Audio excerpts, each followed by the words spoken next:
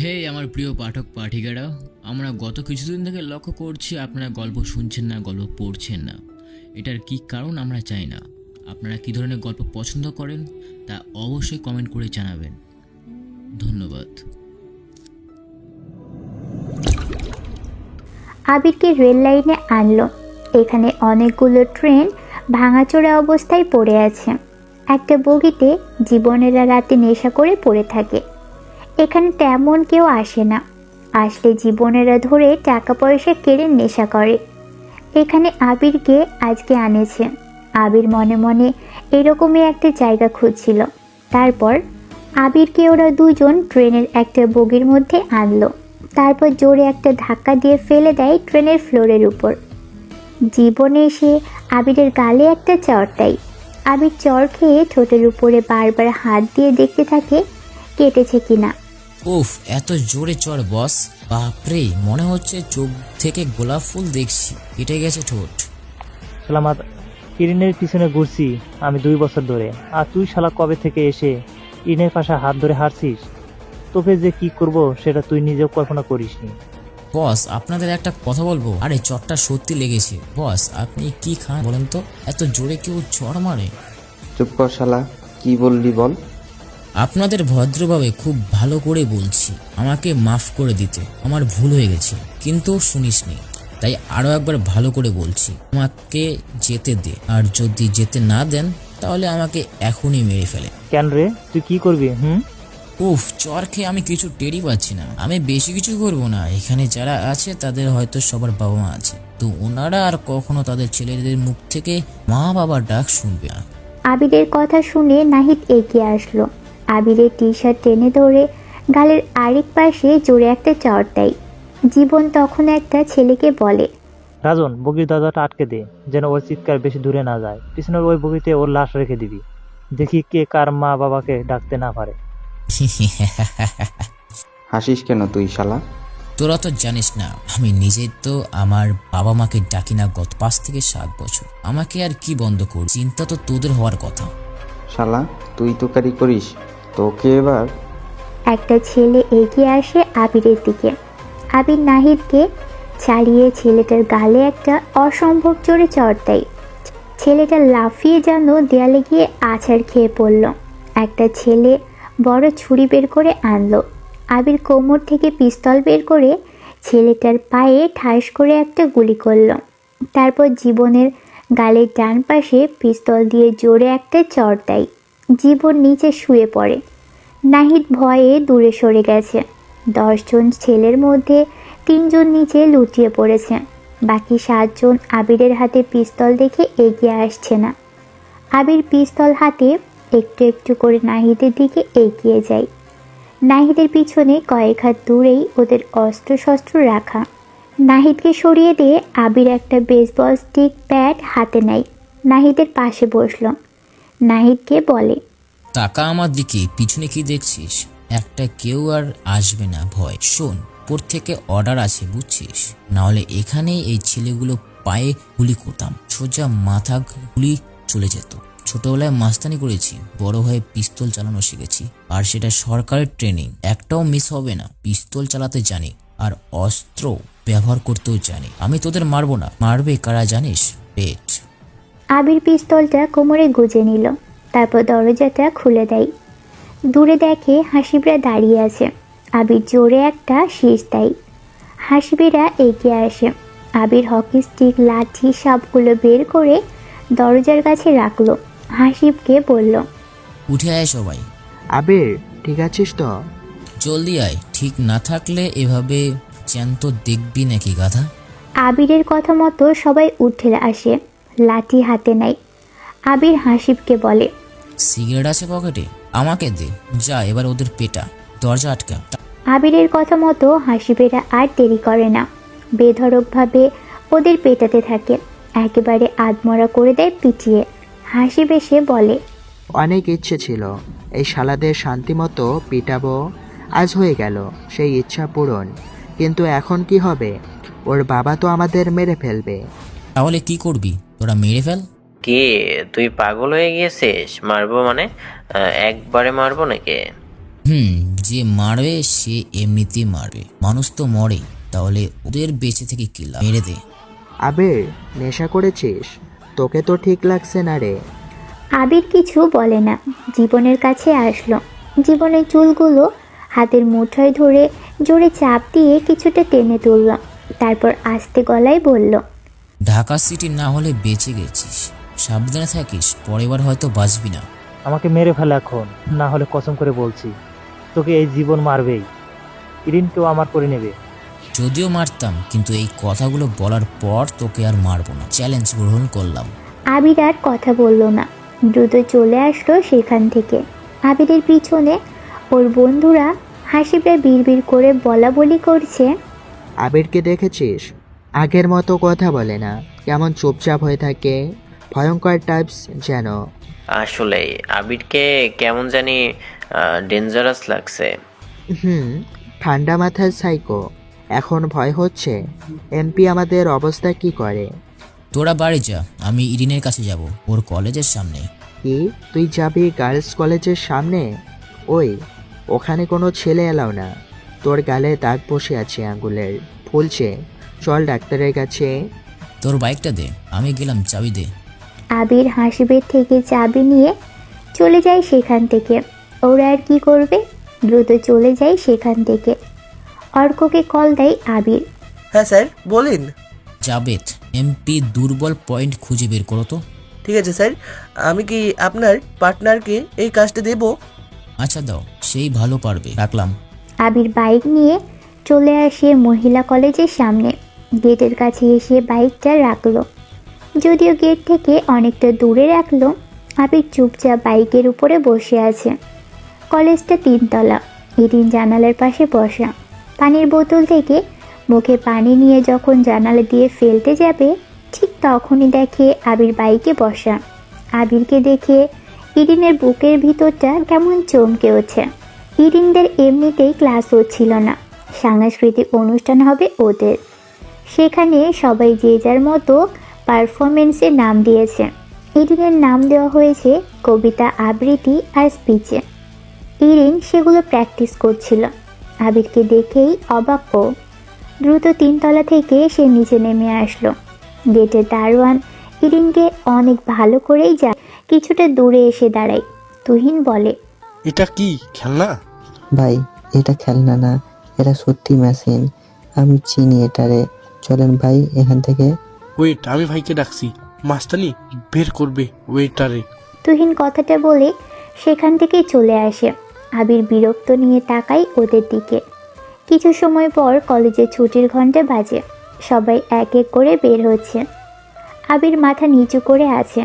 হঠাৎ কে যেন ওর সামনে এসে দাঁড়ায়। আবির তাকাতেই দেখে হিয়া দাঁড়িয়ে আছে। আবির এখানে কার জন্য এসেছেন? হয়তো তোমার জন্য। সত্যি? ভাইয়া আছে? না, একাই এসেছি। তাহলে চলেন। এই ভাইয়া, তুই এখানে কি করিস? আসলাম এমনিতেই, ছুটি হচ্ছে না, যা বাড়ি যা, ইরাকে নিয়ে যা। হিয়া আর আরিতা এসে আবিরের সাথে কথা বলছিল। তখনই ওদের সবগুলো বান্ধবী এসে ঘিরে দাঁড়ায় ওদের। এতগুলো মেয়েদের ভিড় দেখে আবির অবাক হয়। কপালে সব বাচ্চা মেয়ে, চারপাশে সব বাচ্চা মেয়ের ভিড়। আবির একটু কাশি দিয়ে উঠল। ঐশী নামের মেয়ে জিজ্ঞেস করলো, আরিদা, এটা কে রে? আমার ছোট্ট ভাইয়া। অনেক সুন্দর দেখতে রে। হাই ভাইয়া, আমি ঐশী। অরিতার থেকে শুনিস আমি কে। এখন যাও তোমরা, হিরোনি চলে যাও, আমি পরে আসবো। আচ্ছা। আবির ওদের সাথে গল্প করছিল। হঠাৎ শান্ত আসে সেখানে। আবিরকে এসে বলে, এই চলে আয়, তামিম ভাই আসছে। শোন, একটা বেশি কথা বলবি না, কথা বললে মার খাবি, বুঝেছিস? চুপ থাকবি, পারলে ভাইয়ের একটু পা জড়িয়ে ধরবি, তাহলে কিছু হবে না। চল। আচ্ছা। শান্তর সাথে আবির এগিয়ে যায়। একটা কফি শপের ভিতরে নিয়ে আসলো। বোঝাই যাচ্ছে এখানে পোলাপাইনরা বেশি আড্ডা দেয়। আবির ভিতরে আসে। একজন সাদা পাঞ্জাবি পাজামা পরা ছেলে উল্টো দিকে ঘুরে বসে আছে, ফোনে কথা বলছে। একটা ছেলের সাথে আমাদের ছোট ভাই ঝামেলা করছে, একটু কলেজ গেটের দিকে আসছি, দেখি তারা। তামিম কথা বলা বন্ধ করে দেয়। আবির তামিমের সামনে গিয়ে দাঁড়িয়েছে। আবিরকে দেখে চোখ থেকে কালো চশমাটা খুলে ফেলে। তারপর চোখ আবার মুছে ভালো করে তাকায় আবিরের দিকে। তামিমের সামনে দাঁড়িয়ে আছে আবির। তামিম চশমাটা টেবিলে রেখে উঠে দাঁড়িয়ে আবিরকে জড়িয়ে ধরে বলে, বন্ধু তুই এখানে কবে এসেছিস? আল্লাহ, তুই কলেজ গেটে আসছিস, আমাকে একবারও বলবি না? বয় বয়, কী খাবি বল? তুই এত বছর পর কিভাবে কি? এমনিতেই বেড়াতে এসেছি, নেতা হয়ে গেছিস দেখছি। আরে তুই না থাকলে কি এত দূরে আসতে পারতাম? সেই যে তুই আমাকে প্রতিনিধির একটা জায়গা বানিয়ে গিয়েছিলি, তারপর এখন উন্নত হয়ে ছাত্রনেতা হয়ে গেলাম। ভালোই তো। হাসিব কোথায়? নিহাল হারামিরা বললই না তুই আসছিস দেশে। উফ, তোকে পেয়ে আমি যে কি খুশি। খুশি? সেই খুশি নাকি? চুপ থাক, ছোট ভাই আসছে, সে খুশির কথা বলিস না। খুশি চলে গিয়েছিল, বাদ দে, পরে বলবো। পরিচয় করে দিই, এটা তোর ছোট ভাই তুহি, পাশেরটা তোর ভাইয়ের থেকে অনেক ভালো ছেলে। তুই চিনিস? ভালো হয়েছে। একটা ছেলের জন্য আসলাম। কোন ছেলে নাকি পিস্তল দেখিয়ে ওদের হুমকি দিয়েছে তুই? তামিম পুরো কথা শেষ করতে পারেনি। আবির কোমর থেকে পিস্তলটি বের করে সেট করে টেবিলের উপর রাখলো। সবাই আবার ওটা দেখে ভয়ে সিটিয়ে যায়। তামিম তাড়াতাড়ি বলে, কি করছিস? যেখানে ছিল সেখানে রাখ। বুঝতে পারছি ওটা তুই ছিলি। ওই তুহিন এদিকে আয়, আবিরকে সরি বল। আমি না, সবাই পা ধরে সরি বল। আরে সমস্যা নাই, এসব বাদ দে, আমি বিজি আছি, পরে কথা বলবো তোর সাথে। জীবনকে চিনিস? জীবন? কোন জীবন? এমপি স্যারের ছেলে নাকি? ওকে মেরে আধামরা করে দিয়েছি। ট্রেনের বগিতে সব গুলি পড়ে আছে, হাসপাতালে পাঠিয়ে দে তো ওদের। তুই ভালো হলি না রে, বেঁচে আছে তো ওরা? আবির দোকান থেকে বের হয়ে আসে। তামিম হলো আবিরের বন্ধু। আবিরের সাথে তামিমের বন্ধুত্ব আগে থেকেই। তামিম একবার কলেজের পক্ষ হতে নেতা হিসেবে দাঁড়ায়, আবির দাঁড় করিয়ে দেয়। তারপর থেকেই তামিম এরকম নেতাই হয়ে এসেছে। শুরুটা আবিরের দিয়ে হয়েছে। আবির বাহিরে আসলো। বাইকের পাশে ইরিন দাঁড়িয়ে আছে, চারপাশে তাকাচ্ছে। আবিরকে সে দেখতে পায়, ভাবতে থাকে, আবিরের কি হলো? হঠাৎ সেখানে চলে এসেছে। এমনিতে সারাদিন পিছনে লাগবে, আর আজ এত ভালো হলো কেমনে? অনেক মারছে নাকি ওরা আবিরকে? প্রশ্ন করতে হবে। আবির বাইকের কাছে আসে, বাইকে উঠে স্টার্ট দেয়। ইরিনও উঠে বসে, প্রশ্ন করে, ওই, আপনার সাথে হিয়া এত কথা বলে কেন? হাসিবের বোন হীরা। তুই দেখছিস? হ্যাঁ দেখেছি তো। মেয়েটা অনেক সুন্দর, বল। আমাকে দেখে অনেক হাসে। চুপ থাকেন, ও এমনিতেই হে হে করে পড়ে। সুন্দর না ছাই? আসলেই তুই ছাইমির মতো দেখতে। শয়তান ছেলে। দুজনে ঝগড়া করতে করতে চলে যায়। আবির ঘুমোচ্ছিল। হঠাৎ মাইমুনা বেগম আবিরকে ডাকতে আসে। আবির ঘুম থেকে উঠে মাইমুনা বেগমের সামনে এসে বলে, হ্যাঁ মা, কি হয়েছে, ডাকছো কেন? শোন শোন, জাইনের জন্য আজকে মেয়ে দেখতে যাচ্ছি আমরা সবাই। তোর বড় বাবা বললো রেডি হতে, রেডি হয়ে নে। আমি মেয়ে দেখতে যাব না। কেন যাবি না? সবাই যাচ্ছে তো, শুধু অরিতা আর ইরানি যাচ্ছে না। আজ নাকি ওদের কলেজে ফাংশন আছে। কিন্তু আমি গেলে তো সমস্যা আছে, আমার বাবা সেটা মেনে নেবে? নেবে নেবে, চল তো। আচ্ছা, ইরিন কোথায়? ওই তো, সে সকাল 6টার সময় কলেজে গিয়েছে। উঠে ফ্রেশ হয়ে খেয়ে নে, বের হ। মাইমুনা বেগম চলে গেল। আবির হাসিবকে কল দেয়, হাসিবকে আসতে বলে। আবির ফ্রেশ হয়ে নিল, ডিপ নেভি ব্লু পাঞ্জাবি আর সাদা রঙের পাজামা পরে নিল। এরপর হালকা কিছু খেয়ে বের হয়। আবিরের কাছে হাসিব বেগম নীরবতা ভেঙে বলল, ঠিক আছে, আবির যাবে, সে তার মতোই থাকবে, আমরা আমাদের। ঝামেলা না হলেই তো হলো, তাই না? ঠিক আছে, তাহলে আসুক ওরা ওদের মতো। আবির চল। আবির আর হাসিব বাইকে করে যেতে থাকে। হাসিব বলে, আবির মিউজিক দে, শুনি। বাইকের সাথে সিস্টেম করা আছে, গান শুনতে শুনতে যাই। আবির মিউজিক বাটন চাপলো, গান শুরু হয়। আর্ট সেলের অনেকে প্রান্তর গানটা বেজে ওঠে। তবু এই দেয়ালের শরীরে যত ছেঁড়া রং ধুয়ে যাওয়া মানুষ, পেশাদার, প্রতিহিংস, তোমার চেতনায় যত উদ্ভাসিত আলো রং, আকাশের মতন অকস্মাৎ নীল, নীলে ডুবে থাকা তোমার প্রিয় কোনো মুখ, তার চোখের কাছাকাছি এসে কেন পথ ভেঙে? দুটো মানচিত্র এঁকে দুটো দেশের মাঝে বিধে আছে অনুভূতিগুলোর ব্যবচ্ছেদ। আবিরা সবাই পিছনে যাচ্ছে। কিছু সময় যাওয়ার পর একটা বাড়ির সামনে এসে সবাই থামলো। বাড়িটা বেশ ভালোই দেখতে। সবাই একসাথে বাড়িতে প্রবেশ করলো। বাড়িটা ফারুক সাহেবের। আজকে ফারুক সাহেবের মেয়েকে দেখতে এসেছে জায়ানের জন্য। বাড়িতে প্রবেশ করে সবাই বসলো একসাথে। আবির আর হাসিব সবার থেকে আলাদাভাবেই বসলো। এই হলো আমাদের ছেলে, সরাসরি তাকে নিয়ে আসলাম।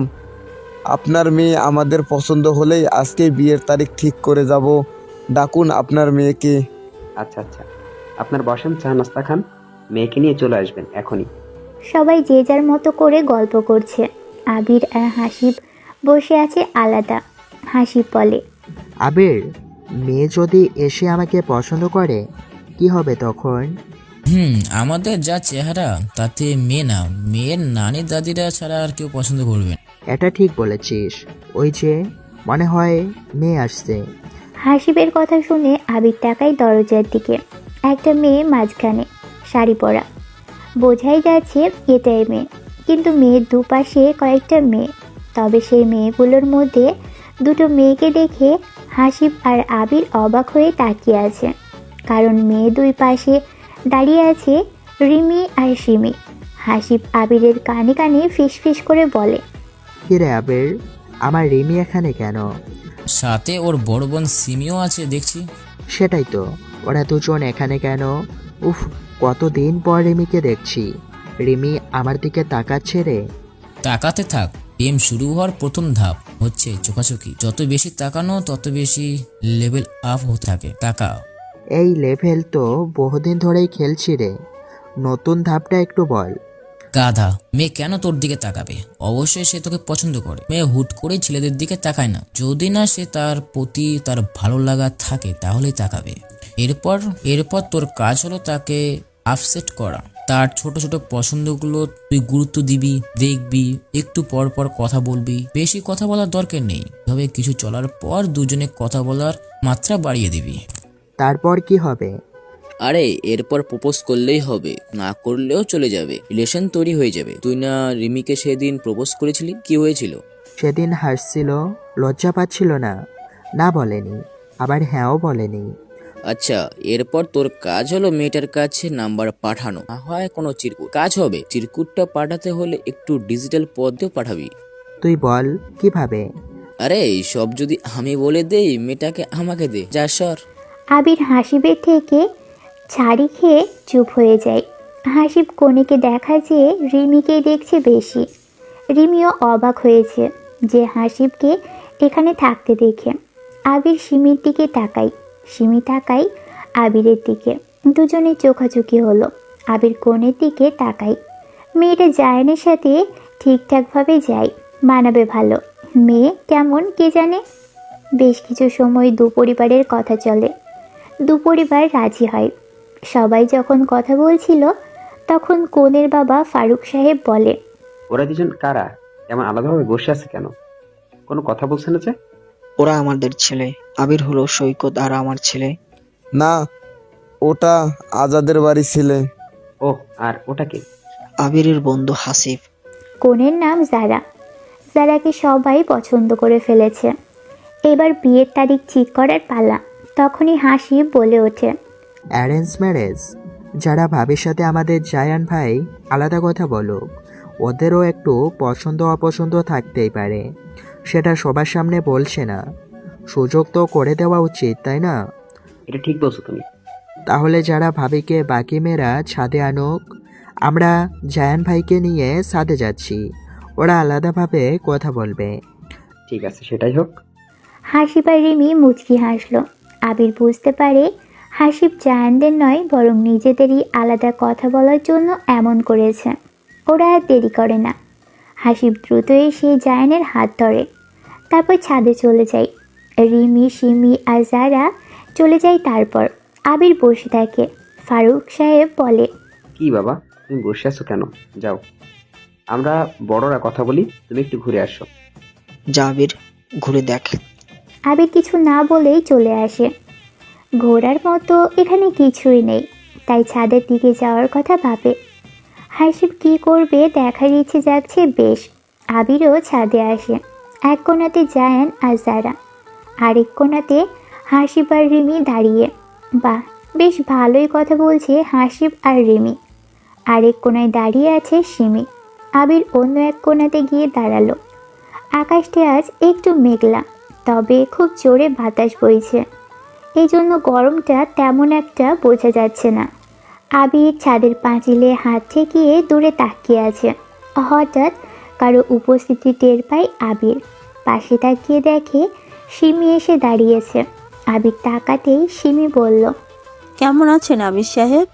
ভালোই। আপনি কেমন আছেন সিমি? আপনারা এখানে কেন?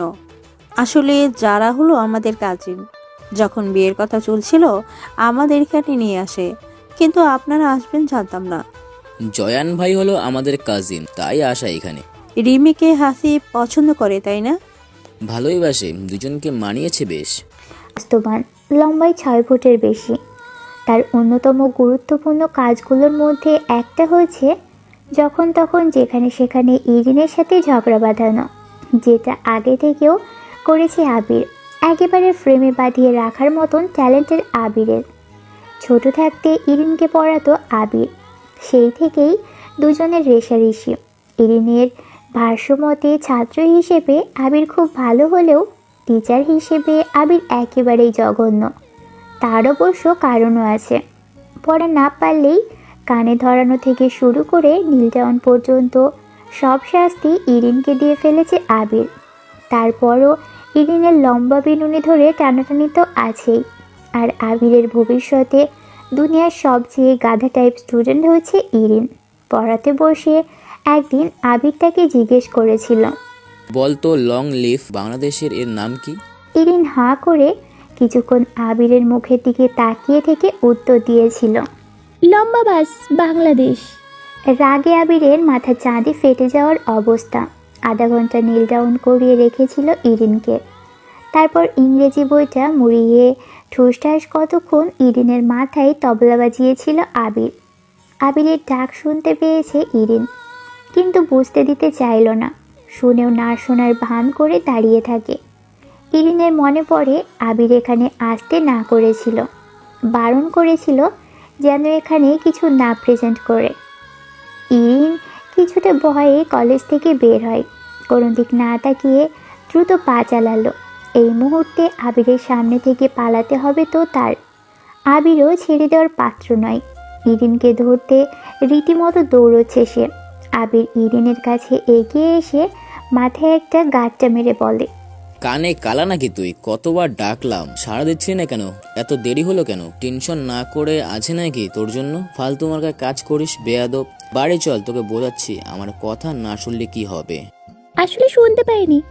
শুনতে পাইসনি না ইচ্ছে করে জবাব দিসনি? ইরিন নিরস কণ্ঠে বলে, আমি সত্যিই শুনতে পাইনি। আর তাছাড়া কলেজ থেকে দেরি হয়েছে, আরিতা চলে গেছে বাসায়, আমার কাজ ছিল। ও জানিস, বাসায় তোর জন্য বিয়ের কথাবার্তা চলছে। জয়ান ভাইয়ের জন্য মেয়ে দেখতে গিয়েছে, তোর জন্য কথা বলেছে। আবির মজা করে বলল কথাটা। ইরিন বুঝতে পারছে আবির এখন তাকে পচানোর জন্য এমন করছে, তাই ইরিনও কম যায় না, দ্রুত বলে, হ্যাঁ মা ফোন করেছিল, কাল নাকি দেখতেও আসবে। ছেলে নাকি আর্মি অফিসার, পছন্দ হবে? আপনি জেনে কি করবেন? বিয়ে ঠিক হলে দাওয়াত পেয়ে যাবেন সবার আগে। আগে তো তোকে পছন্দ হোক, তারপর বিয়ে। তোকে কেউ বিয়ে করবে নাকি? না করুক, আপনার কি? করবে না তোরে কেউ বিয়ে। ইরিনের চুল টেনে দিয়ে গেল। আবির কিছু বলতে যাবে তার আগেই বাইকে করে ওরা চলে যায়। আবিরের সিমে মেসেজ আসে। হাসিব মেসেজ দিয়েছে। আবির কিছু বলে না, সে হাঁটা ধরল। বিড়বিড় করে ইরিন বলে, নিজের সামনে আমাকে কোনো ছেলে কিছু বললে কিছু করতে পারে না, খালি আমার পিছনে লাগবে। আবির তখন বলে, একা কি ইরিবিরি করিস? কার সাথে ঘুরছিলি সেটা বল। ইরিন তখন বলে, কলেজে আসার পথে রাশেদ ভাইয়ের সাথে দেখা হয়েছিল। আমার বান্ধবীর সাথে ভাইয়ের প্রবলেম ছিল, সেজন্য ঝামেলা ঠিক করাতে গিয়েছিলাম। আচ্ছা, হেব্বি তো গল্পটা। দাঁড়া, বাসায় যাই, তারপর বোঝাচ্ছি। ইরিন করুণ দৃষ্টিতে তাকায় আবিরের দিকে, অসহায় গলায় বলে, সরি আবির ভাইয়া, আমার ভুল হয়ে গেছে, মাকে কিছু বলবেন না প্লিজ। মা শুনলে মেরে আমার পিঠের ছাল তুলে ফেলবে। আমার কি? আবির ভাইয়া প্লিজ। কি প্লিজ? আম্মুকে কিছু বলবেন না প্লিজ। আমি কি তোর কথা মতো চলবো? বলবো, 100 বার বলবো। তুই আমার সাথে ভাব ধরেছিস না, এখন কেন চাস? সর সামনের থেকে। ইরিন কাঁদো কাঁদো গলায় বলল, আমার ভুল হয়ে গেছে, আমি আর জীবনেও আপনার কথার উত্তর না দিয়ে যাব না। ভুল যখন করছিস শাস্তি তো পাবি। আমি সরি বলেছি তো। আবির এবার বাজখাই কণ্ঠে বলল, তুই আমার সামনে আর একটা কথা বলে ঠাস ঠাস করে তোর গালে একটা চড় বসি, যা সর সামনে থেকে। কথাটা বলেই আবির জোরে রিক্সা ডাকলো। ওই খালি এদিকে আসেন। রিক্সাওয়ালা আসলো ওদের সামনে।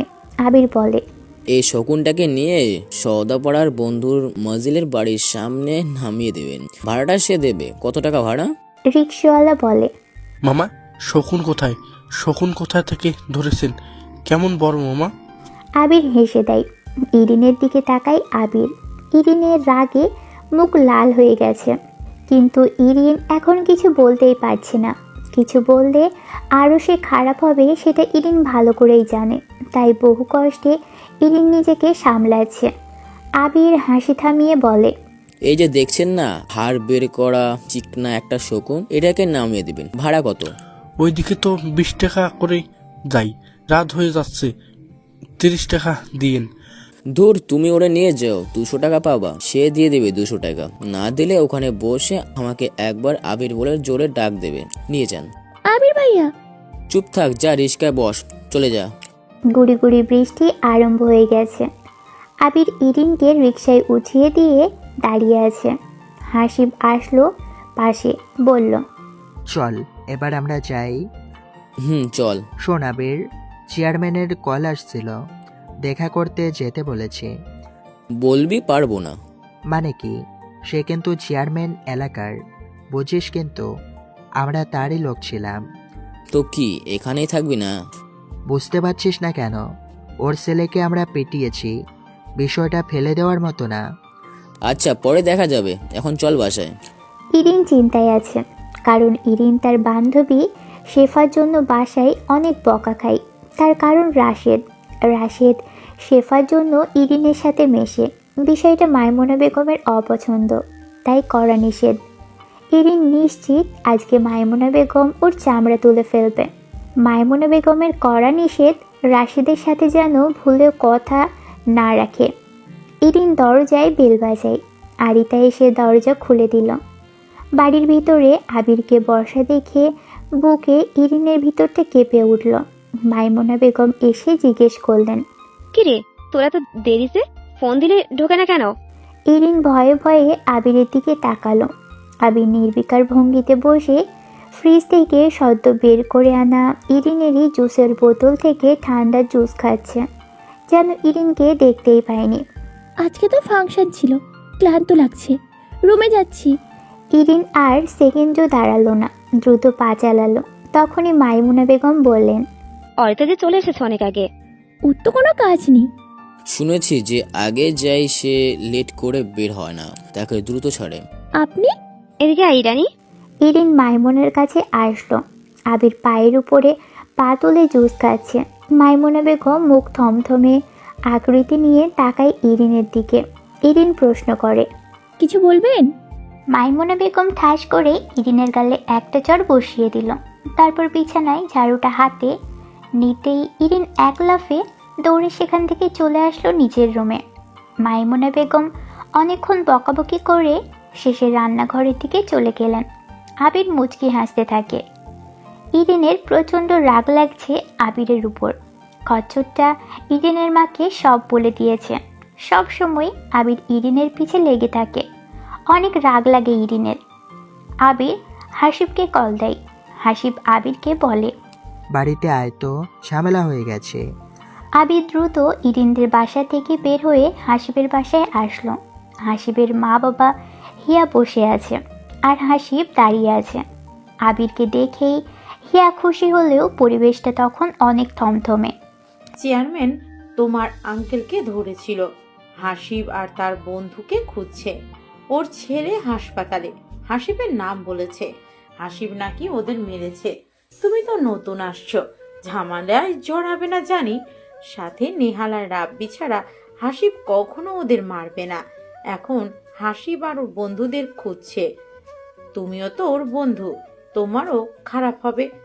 একটা উপকার করো না বাবা, ওকে একটু ঢাকাতে পাঠানোর ব্যবস্থা করো। হাসিবের দিকে তাকায় আবির। তার মানে হাসিব বাসাতে এসব নিয়ে কিছু বলেনি। যাক, আবিরের যে ভালো বন্ধু হাসিব। আবির হাসিবকে অবাক করে দিয়ে প্রশ্ন করে, ঠিক বুঝতে পারছি না আন্টি, আশিককে কি চেয়ারম্যানের ছেলেরা ধরে মেরেছিল? হ্যাঁ বাবা, ও এরকম একটা কাজ করবে কখনো ভাবেনি। বেয়াদব হচ্ছে দিন দিন, একটা কথাও শোনে না। কি দরকার বাড়ির ভাত খেয়ে বনের মোষ তাড়ানো? এখন এই ঝামেলা কে সহ্য করবে বাবা? ওরা কেস করবে এদের নামে। উফ, আমি এই ছেলেটাকে নিয়ে করব বলো? চিন্তা করবেন না আন্টি, আমি দেখছি কি করা যায়। আশিফকে কালকে বললাম কখনো ঝামেলাতে জড়াবি না, শুনলো না। দেখছি আন্টি কি করা যায়। দেখো তো বাবা, জলদি কিছু করো। আচ্ছা, কালকে হাসিবকে সকালে নিয়ে যাব, আমি দেখছি কি করতে পারি। একবার তো বললাম, বোঝালাম যে ঝামেলাতে জড়াস না, আমাকে ডাকছিল কিন্তু আমি যেতে পারিনি। হাসিব, তোরা না যে কি করিস, মা বাবার কথা শুনে চলবি, বুঝছিস? হাসিব, আবিরের থেকে কিছু শেখ। দেখ, এত ঝামেলা তার ফ্যামিলির সাথে, তারপরও তার বাবা মাকে কত মানে। দেখ, মা বাবার প্রতি অসম্মান হবে দেখে সে কোনো ঝামেলাতে চায় না। আসলে সেদিন কি হয়েছিল আমি বলি। সেদিন খুব সিম্পল ঝামেলা হয়েছিল। ওই দিন যে আমাদেরকে গ্রামের থেকে নাফিস ভাইয়ের একটা বড় ভাই থাকে না, সেই ভাইয়ের ছোট বোন রিমিকে হাসিব পছন্দ করে। চেয়ারম্যানের ছেলেরা রিমির সাথে খারাপ বিহেভ করে, আর তাই হাসিব রেগে। চিন্তা নাই আন্টি, আমি দেখছি। কি হাসিব এই? আবির দ্রুত হাসিবের হাত ধরে টেনে বাড়ি থেকে বের করে আনে। তারপর বাইকে উঠে যখন স্টার্ট করতে যাবে, তখনই হিয়া দৌড়ে এসে দাঁড়ায় আবিরের সামনে। হাসিব বাইকের পিছনে উঠে বসতেই হিয়াকে দ্রুত আসতে দেখে অবাক হয়। আবির, আবির! হিয়া আবিরকে দেখে মুচকি হাসে আর হালকা করে দুলতে থাকে। আবির কিছুটা অবাক হলেও মুখে হাসি নিয়ে বলে, কি হয়েছে? আবার আসবেন তো? জানি না। আবির, আবির! হ্যাঁ বলো। ওই আবিরের নাম ধরিস কেন? উফ, চুপ করো তো ভাইয়া। আবির, আবির, আপনার নাম্বারটা দিন না, আম্মু হয়তো আবার কথা বলতে পারে। আমার নাম্বার আসলে আম্মুর ফোনে নাম্বার সেভ করা। তুই যা তো সামনে থেকে। ঢং করছিস কেন? সামনে এসে। তুই একটা খারুস ভাই, যা রিমির কাছে যা। হিয়া সরে যায় সামনে থেকে। আবির আর দাঁড়ায় না, সোজা হাসিবদের বাড়ি থেকে চলে আসে। দুজনে বাড়ি থেকে সোজা রিমিদের বাড়ির সামনে এসে দাঁড়ায়। হাসি প্রশ্ন করে, এখানে কেন আসছিস? কি হয়েছে? আপাতত রিমিকে দেখে মন ভালো হবে। তুই বাসায় আকাম করে আসলি কেন? এমনিতে বাবাকে অনেক হুমকি দিয়েছে চেয়ারম্যান। দিতেই পারে, ওদের ছেলেদের পিঠিয়েছিস, বসে থাকবে না। কাজটা কিন্তু তুই করেছিস, মাঝখান থেকে ফাঁসছি আমি। আজ বিকালে তোকে নিয়ে যাব সেফ জায়গায়। এতক্ষণ তুই তোর মতো জায়গা মতো থাক, কল করবি সময় মতো। যা, কোনো রিস্কে উঠে বসে যা। আমার বাইক দে। কিসের বাইক? যা ভাগ। টাকা দিয়ে যা তাহলে। আবির 1000 টাকা দিয়ে চলে আসে সেখান থেকে। বিকেলের কিছু সময় আগেই বাড়ির দিকে আসে আবির। আজাদ সাহেব ডাকতেই আবিরকে।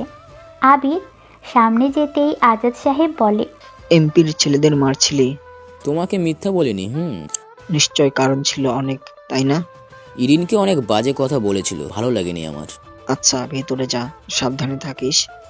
তোকে আর কি বলবো, তুই নিজেই সব করতে পারবি, যা। আজাদ সাহেবের সামনে থেকে চলে আসে আবির। বাড়িতে ঢুকে মাইমুনা বেগমের থেকে কিছু খেয়ে নিজের রুমে আসে আবির। সোজা নিজের বারান্দায় গিয়ে দাঁড়ালো। কানে হেডফোন গুঁজে অর্ককে কল করে হাত নাড়িয়ে নাড়িয়ে কথা বলছিল। ইরিনও ঠিক তার পাশের বারান্দায় দাঁড়ানো।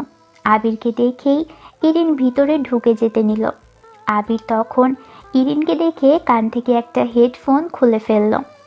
ভিলেন টাইপ হাসি দিয়ে বলল, এই কোথায় যাচ্ছিস? না মানে ভিতরে। আজকে কতক্ষণ জুতো পেটা করেছে তোকে? ইরিন অ্যাটম বোমার মতো দাঁড়িয়ে আছে। আবির সিরিয়াস ভঙ্গিতে বলল, আমি ভাবছি বড় বাবা বড় মাকে বিবাহ বার্ষিকে বড় মাকে একজোড়া স্পেশাল বাটার জুতা গিফট করব। মানে হবে হরিণকে চাপাস, ওটা দিয়ে বড় মা তোকে স্পেশাল ভাবে টাইম টু টাইম স্পেশাল ভাবে আদর করবে। সেই স্বাদ, তাই না? তোর মায়ের যে এত স্বাদ কে? আম্মু আজকে তোমাকে তেমন কিচ্ছু করিনি। চাপা মারিস না, আমি জুতো পেটা মায়ের চোখ বন্ধ করে দেখেছি। শোন, আমার ভিতরে মানবতা অনেক বিশাল। আমি তোর মায়েরগুলো চোখ দিয়ে দেখতে পারিনি, এটা দেখাও ঠিক না, তাই আমি চোখ বন্ধ করে শব্দ শুনেছি। আবির ইরিনের গা জ্বালানো হাসি দিল। ইরিন তৎক্ষণাৎ রাগে পাশের ফুলের টব থেকে একদলা কাদামাটি নিয়ে গ্রিলের ফাঁক দিয়ে আবিরের গা বরাবর ছুঁড়ে মারল। কিছুক্ষণ আগে পানি দেওয়া হয়েছিল ফুল গাছে, তাই টবের মাটি ভিজে কাদা হয়ে আছে। ভেজা কাদা মাটিতে আবিরের টি শার্ট মাখামাখি। আবিরের হা হয়ে যাওয়া মুখের ভিতর আরেক দলা কাদামাটি ছুঁড়ে মারতে ইচ্ছে করছে ইরিনের। ইরিন রাগে মুখ বাঁকিয়ে বলল, বেশি বাড়াবাড়ি করলে এবার সোজা মুখের ভেতর মারবো, আমার টার্গেট মিস হয় না। আবিরের মুখটা অটোমেটিক বন্ধ হয়ে গেল। আগুন দৃষ্টিতে ইরিনের দিকে তাকিয়ে আছে আবির। পারলে ইরিনকে যেন এক্ষুনি কাঁচা গিলে ফেলবে। ইরিন বারান্দা থেকে সরে এসে বেডরুমের দরজাটা ভালোভাবে লক করে দিল। তারপর ঔষধের বক্স থেকে একটা ঘুমের ওষুধ খেয়ে বিছানায় গায়ে এলিয়ে দিল সে। মনে মনে ইরিন ভাবতে থাকে, একটু পর কি হবে। আবির এসে সুন্দর করে নিজের কৃতকর্মের জন্য ইরিনের কাছে ক্ষমা চাইবে। তারপর যখন ইরিন দরজাটা খুলবে, তখনই আবির নিজের স্বরূপে ফিরে আসবে। শুরু হবে আসল তুফান। প্রতিবারই ইরিন জানে এমন কিছু ঘটবে, কিন্তু প্রতিবারই সে দরজা খুলে দেয়। কিন্তু আজকে আবিরের ওপর প্রচণ্ড বিরক্ত ইরিন, তাই দরজা না খোলার সিদ্ধান্ত নিয়েছে সে। দরজা আজকে কিছুতেই খুলবে না। বিকেলে আবির হাসিবের কাছে আসলো। হাসিব একটা দোকানে বসেছিল। আবিরকে কল করেছিল হাসিব। আবির আসতেই হাসিব দোকান থেকে বের হয়। আবিরের বাইকে উঠে বসলো। তারপর গুগল ড্রাইভ থেকে অ্যাড্রেস সেট করে ফোনের সাহায্যে রাস্তা অনুসরণ করে যেতে থাকে আবির। কিছু সময় পর হাসিব কাঁপা কাঁপা গলাতে বলল, কোথায় যাচ্ছিস তুই? এটা তো চেয়ারম্যানের এলাকার রাস্তা। এই দিক দিয়ে যাব। চেয়ারম্যানের পোলাপান্ডা পাগলা কুকুরের মতো হয়ে আছে, আমাকে দেখলে কি হবে আন্দাজ করতে পারছিস তো? আবির কিছু বলে না। প্রায় 20 মিনিট গাড়ি চালিয়ে একটা দোকানের সামনে আসে ওরা দুজন। এটা চেয়ারম্যানের বাড়ি থেকে কয়েক মিনিটের রাস্তার পাশের দোকান। এখানে ও লোকেরা বসে থাকে। আবির দোকানের সামনে বাইক রেখে হাসিবকে বলে, যা সিগারেট নিয়ে আয়। হাসিব সাথে সাথে বলে, তুই এখানে কেন রাখলি ভাই? চল এখান থেকে প্লিজ। আবির রাগী চোখে তাকায় হাসিবের দিকে। হাসিব আর কিছু না বলে দোকানের মধ্যে প্রবেশ করে। হঠাৎ কয়েকটা ছেলে হাসিবের জামার কলার চেপে ধরে দোকান থেকে টেনে বের করে আনে। আবির কিছু বলার আগেই আরও কতগুলো ছেলে এসে আবিরকে টেনে বাইক থেকে নামায়। এরপর দুজনকে একটা গাছের নিচে আনে। হাসিবকে মারতে থাকে। ওই হাসিবকে কেউ কিছু বলবি না, না হলে তোদের সব কটাকে যে হাল করব, তোরা তার জন্য ভয়ে বের হতেও পারবি না বাড়ি থেকে। চেয়ারম্যানের ছেলেকে মেরেছে সে, ওর তো কপালে খারাপ আছে, তোরাও অনেক খারাপ হবে। আমার বন্ধুকে ছেড়ে দে। আবিরের শার্ট জোরে টান দেয় বিপ্লব। আবিরের শার্ট ছিঁড়ে যায়। হাসিব সেটা দেখে বিপ্লবকে গালি দিতে দিতেই বিপ্লব কষে হাসিবের গালে চড় দেয়। অনেক মানুষজন একসাথে জড়ো হয়ে যায় সেখানে। হঠাৎ কতগুলো পুলিশ আসে সেখানটাতে। সবাই দূরে সরে যায়। কয়েক মিনিটের মধ্যেই সেখানে চেয়ারম্যান আসে। চেয়ারম্যান এসেই আবিরকে দেখে বলে, স্যার স্যার আমি খুবই দুঃখিত, আমাকে মাফ করে দেন স্যার, ওরা না জেনে এমন করেছে, প্লিজ স্যার আমাকে ছেড়ে দেন, আমাকে থানায় পাঠাবেন না। অনেকগুলো লোক জড়ো হয়ে আছে চারপাশে, আর সবার মাঝখানে আবির আর হাসিব বসা। আর সেখানে ওদের এলাকার চেয়ারম্যান এসে আবিরের হাত পা জড়িয়ে ধরেছে। বিষয়টা অনেক অবাক করার মতো। হাসিব তো আরও অবাক হয়েছে দৃশ্যটা দেখে। কি হচ্ছে হাসিব নিজেই বুঝতে পারছে না। আবির বসা থেকে উঠে দাঁড়ায়। স্যার আমাকে মাফ করে দেন স্যার, প্লিজ স্যার, আর কখনো এমন হবে না। ওই ছেলেটাকে আমার লাগবে। কে? বিপ্লব স্যার, আসলে ও জানেই না আপনাকে, প্লিজ স্যার মাফ করে দেন, আমি পা ধরেছি স্যার। না না, এসবের দরকার নেই, আমার শুধু তাকেই লাগে। চেয়ারম্যান তখন বিপ্লবের গালে ঠাস করে একটা চড় দিয়ে বিপ্লবকে বলে, আরামির বাচ্চা, স্যারের পা ধর, মরার শখ জেগেছে তোর, কি ভুল করছিস তুই নিজে জানিস না? হ্যাঁ করে দাঁড়িয়ে আসিস কেন? সবখানে নেতাগিরি চলে না, পা ধর। আবির আবার বলে, বললাম না আমার কিছু লাগবে না এসব, আমার শুধু তাকেই চাই। হাসিব চলে আয়। না না স্যার, আপনি যাবেন না, আপনারা অসুস্থ। আগে আপনাদের বাসায় আসুন, রেস্ট করুন। ডাক্তার নিয়ে আসছি। সরি স্যার, প্লিজ স্যার চলুন। অফিসার এই বিপ্লবকে নিয়ে যান থানায় না, যে কোনো একটা জায়গাতে, আমি আসছি সেখানে। স্যার স্যার একবার কথাটা বুঝুন স্যার প্লিজ। ও জানে না তো স্যার, আমিও জানতাম না। আপনাকে ওপর থেকে ফোন করে আপনার কথা বলল, আমি ছেলের কাছে ছিলাম, দৌড়ে চলে এসেছি। স্যার প্লিজ একটু বুঝুন। হাসিবের দিকে তাকাই আবির। হাসিবের তো তখনও চোখ কপালে উঠে আছে। কি হয়েছে সে কিছুই বুঝতে পারে না। তবে আবির কি বলতে যাচ্ছে সেটা হাসিব বুঝে গেছে। হাসিব তখন বলে, আচ্ছা ঠিক আছে, যেহেতু সে জানে না মাফ করে দিলাম। তবে আমাদের সামনে আর কখনো সে পড়লে ওর কী যে হবে সেটা আমরাও জানি না। ঠিক আছে স্যার, আপনারা যা বলবেন তাই হবে। চলেন স্যার আমার বাসায়, প্লিজ স্যার। দুজনেই যেতে থাকে। এলাকার মানুষজন হাবার মতো তাকিয়ে থাকে এই দুজনের দিকে, আর হাসিব তাকায় আবিরের দিকে। আবিরকে নিয়ে অনেকগুলো প্রশ্ন হাসিবের মাথার মধ্যে ঘুরপাক খাচ্ছে, কিন্তু প্রশ্ন করার মতো সাহস পাচ্ছে না। তবে হাসিবকে যে তাদের চেয়ারম্যান স্যার স্যার করে সম্বোধন করেছে, বিষয়টা এতটাই হাসিবকে মুগ্ধ করেছে যে একটু পর পর চেয়ারম্যানকে ডাকছে, আর চেয়ারম্যান বারবার হাসিবকে স্যার বলছে। আবির তা বুঝতে পেরে মুচকি হাসতে থাকে। হাসিবের কোনো দিকে খেয়াল নেই। সে এখন আপাতত চেয়ারম্যানের স্যার। বেশ ভাবসাব নিয়েই হাসিব চেয়ারম্যানের পাশে হাঁটতে থাকে। তারপর হাসিব আর আবির চেয়ারম্যানের বাড়িতে আসলো।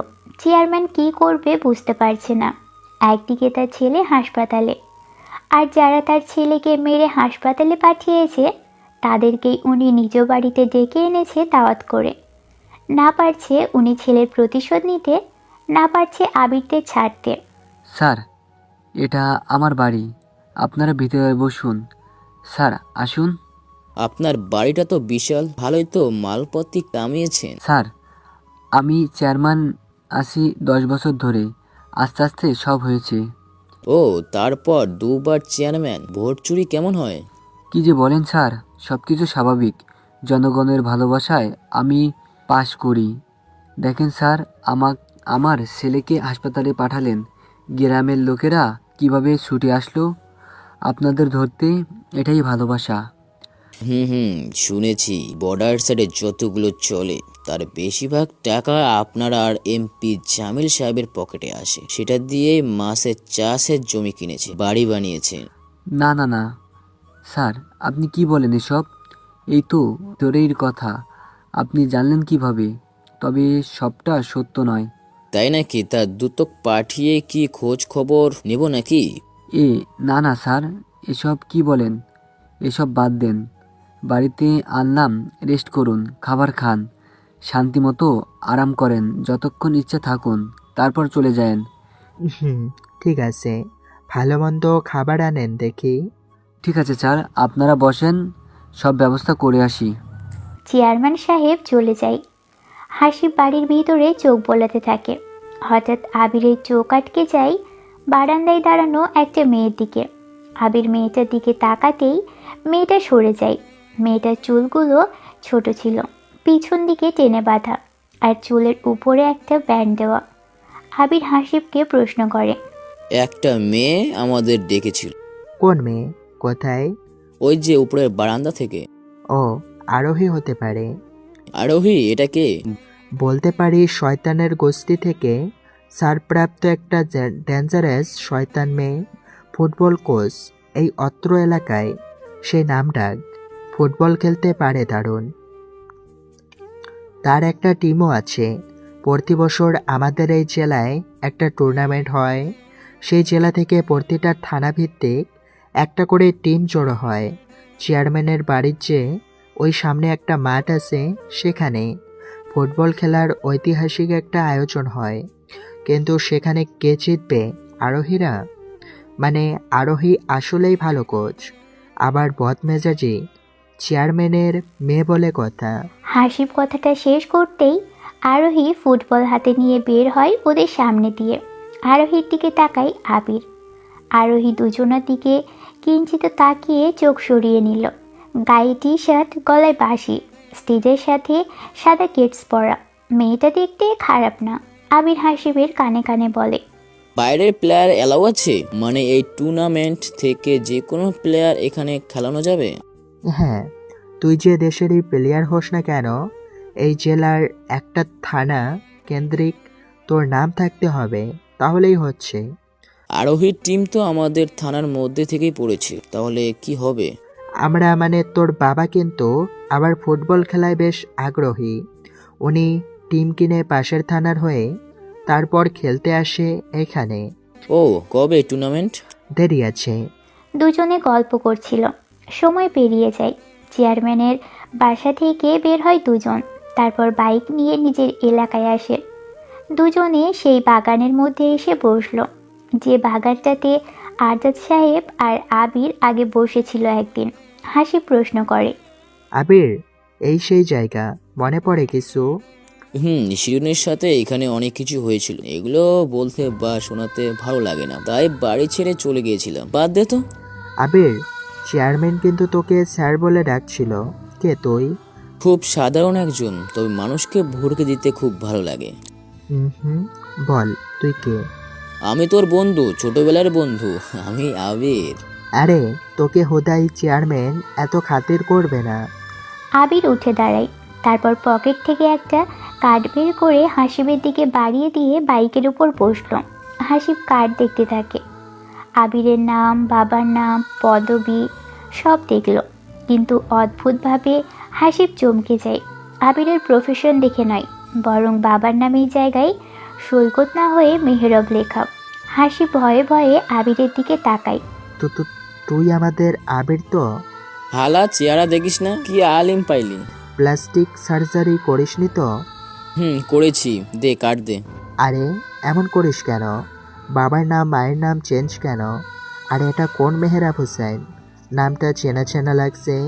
রাষ্ট্রপতি মেহরাবকে চেনারই কথা। কি, তুই কবে কখন মেহরাবের ছেলে হইলি? মানে রাষ্ট্রপতির ছেলে? চলে আয়, আশা করি কেউ জানবে না। আবির আর হাসি বাইকে করে বাড়ির দিকে যেতে থাকে। রাত 11টার দিকে দরজায় ধাক্কাধাক্কির আওয়াজে ইরিনের ঘুম ভেঙে গেল। ঘড়িতে চোখ পড়তেই এক লাফে উঠে দৌড়ল ইরিন। ইরিন দ্রুত দরজা খুলতেই মাইমুনা বেগম হুড়মুড়িয়ে ভিতরে ঢুকলেন। ইরিনকে জড়িয়ে ধরে কান্না শুরু করে দিলেন তিনি। আবির দরজার কাছে দাঁড়িয়ে আছে। মুখ থেকে বোঝা যাচ্ছে আবির প্রচণ্ড বিরক্ত। মাইমুনা বেগম বিলাপ করে বললেন, দরজা খুলছিলি না কেন? আমার কত টেনশন হচ্ছিল জানিস? তোর বাবা অরিতা কেউ বাসায় নেই। আবির আসলো এখন। ছেলেটা কত ক্লান্ত, আমি ধরে নিয়ে এসেছি এখানে। তুই আমাকে এভাবে জ্বালাবি? ইরিন মাইমুনা বেগমকে শান্ত করে বলল, শরীর খারাপ লাগছিল, তাই একটু শুয়েছিলাম। ঘুম আসছিল না দেখে একটা ঘুমের ওষুধ খেয়েছি, তাই টের পাইনি। এত কান্নাকাটি করার কি আছে? কান্না থামাও।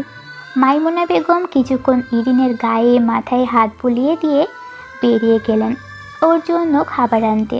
দুপুরে আসার পর থেকে আর কিছুই খায়নি ইরিন। আবির ইরিনের রুমের সোফায় বসে ফোন টিপছিল। মাইমুনা বেগম বেরিয়ে গেলে ফট করে ইরিনের সামনে আসলো, যেন এই সুযোগের অপেক্ষাতেই ছিল। ফট করে ইরিনের খোপা করা চুলগুলো টেনে ধরে বলল, এবার কোথায় পালাবি বেয়াদব কোথাকার? আমার গায়ে কাদা ছুঁড়ে মারিস, আজকে তোকে টিকটিকির গু খাওয়াবো আমি। মা গো মা! ব্যথায় কুকিয়ে উঠল ইরিন। আবির চুলের গোছাটা আর একটু শক্ত করে টেনে ধরতেই ইরিন কেঁদে দিল। তবে ব্যথায় যতটা না কাছে তার চেয়ে বেশি নাটক করছে ইরিন। আবির থমকে উঠে বলল, এখন কাঁদছিস কেন? আমার গায়ে কাদা ছুঁড়ার আগে মনে ছিল না আমি এমনি এমনি ছেড়ে দেবো? মাফ করে দিন আবির ভাই। আগে মাফ চা। পা ধরে চাইবো না মুখে? বাহ, দারুণ আইডিয়া দিয়েছিস, চা পা ধরে চা। আবির ধমকে উঠে বলল। ইরিন বাধ্য হয়ে আবিরের পা ধরল ঠিকই, কিন্তু মাফ চাইল না। আবিরের পায়ের উপর একতলা থুতু ফেলে ছুটে পালালো। আবির হতভম্ব হয়ে দাঁড়িয়ে আছে। ঘটনার আকস্মিকতায় আবির থ বনে গেছে, যেন বর্ষাকালের সবচেয়ে শক্তিশালী বজ্রপাত ওর মাথায় পড়েছে। আবির সম্বিত ফিরে পাওয়ার আগেই ইরিন পকার পার ছুটে রান্নাঘরে মায়ের কাছে ঢুকে গেছে ইরিন। আবির দৌড়ে আসলো রান্নাঘরে। মাইমুনা বেগম জানে দুটো দৌড়ে কেন এসেছে, দুজনে মারামারি করেছে। মাইমুনার এসবে মাথা ব্যথা নেই, দুজনে সারাক্ষণ এমন করে বেড়ায়। ইরিন গ্লাসে পানি নাই, তারপর ছুঁড়ে মারে পিছন থেকে আবিরের গায়ে। আবির ঘুরে ইরিনের নাক জোরে টেনে ধরে। ওরে মা, মরে গেলাম রে। ওরে বাবা, মরে গেলাম রে, কেউ আমারে বাঁচাও। আপনি চিল্লান কেন? তুই চিল্লাছিস তাই? উফ, তোরা যা তো, টেবিলে বস, খাবার দি। দুজনেই চলে আসে খাবার টেবিলে, খাবার খাই। এরপর ইরিন যখন চলে যাবে তখনই তরকারি আবিরের দিকে ছুঁড়ে মেরে দৌড়ে চলে যায় রুমে। আবির বোকার মতো তাকিয়ে থাকে ইরিনের দিকে। জামিল সাহেব ছেলেকে বাড়িতে এনেছে।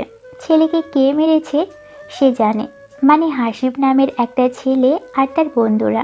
কিন্তু জীবনকে প্রশ্ন করাতে জীবন বলেনি কে মেরেছে, কারণ জীবন নিজ থেকেই প্রতিশোধ নিতে চায়।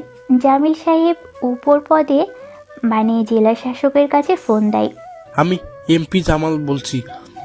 আমার জেলায় কে আছে, কোন নেতা আছে, কোন অফিসার আছে, বড় ডিটেলস দেন স্যার। আমি তো জানি না কে আসবে, অফিসিয়ালি তো অ্যানাউন্স হয়নি। ও আচ্ছা, আমি দেখছি। ফোন কেটে দেয় জামিল। সৈকতের কথা কল্পনা করে, ধরতে হবে সৈকতকে, তাহলেই সব পাওয়া যাবে। পরের দিন সকালে ভয়ে ভয়ে আবিরের রুমের কলিং বেল চাপলো ইরিন। ইরিনের একটা ফুলের টব আবিরের রুমের বারান্দায় আছে, সেটা ইরিনের নিতে হবে। মনে মনে দোয়া পড়ছে ইরিন, আবির যাতে তাকে কিছুই না বলে। আবির আবার সবসময়ই কিছু বলে না, তবুও ভয়ে দরজা নক করলো। কথায় আছে আশায় বাজে ভরসা।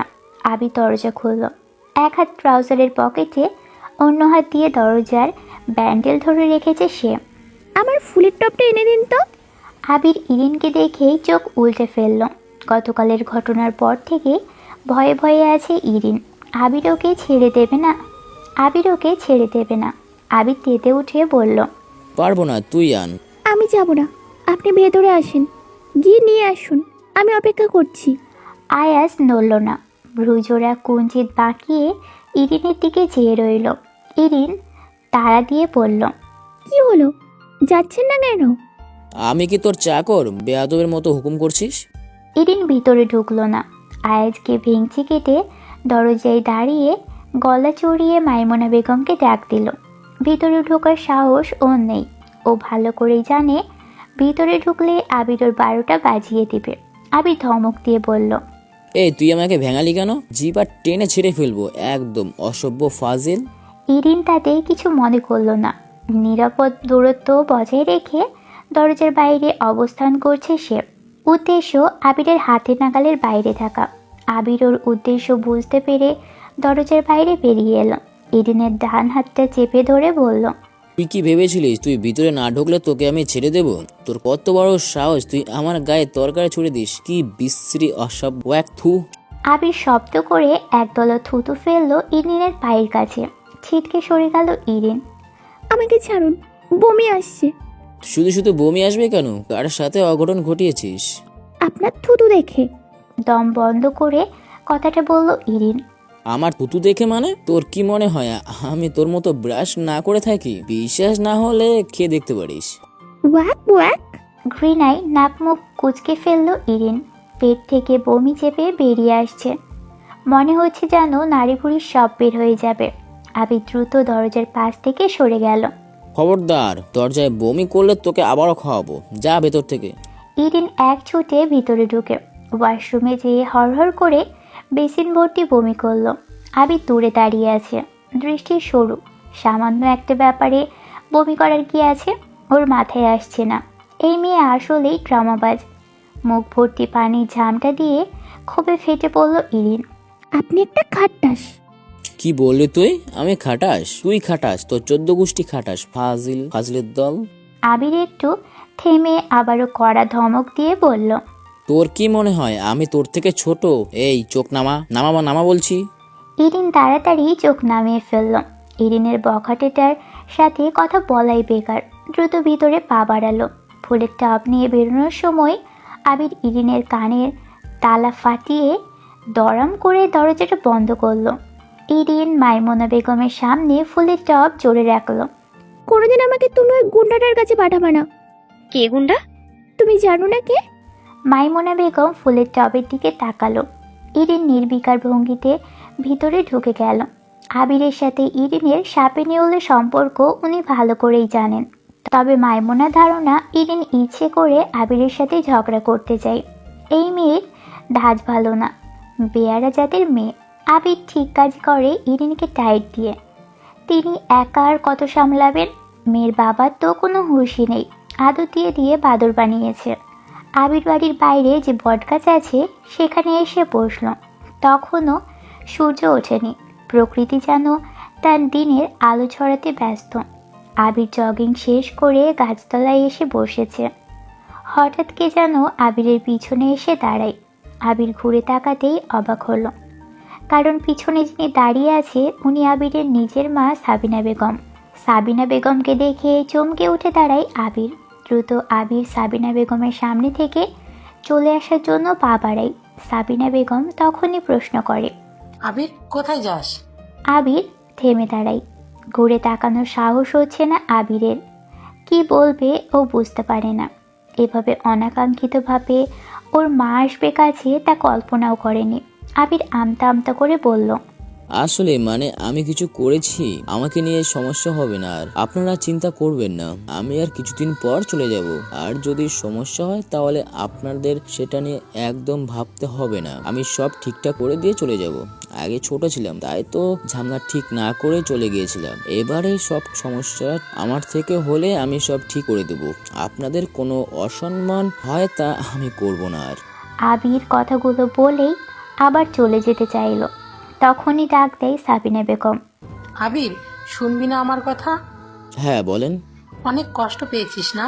না কিসের কষ্ট? কোনো কষ্ট নেই। আপনি চান আপনার হাজবেন্ড দেখলে আপনাকে অনেক বকবে। আমার জন্য কারো সমস্যা হোক তা আমি চাই না। ইরিনদের বাসায় অরিথা আসে, আপনাদের জন্য ওর সাথে ঠিকমতো কথাও বলি না, চিন্তা করবেন না। আবির দ্রুত চলে যায় সেখান থেকে। সাবিনা বেগমের দিকে ঘুরে আর তাকায় না আবির।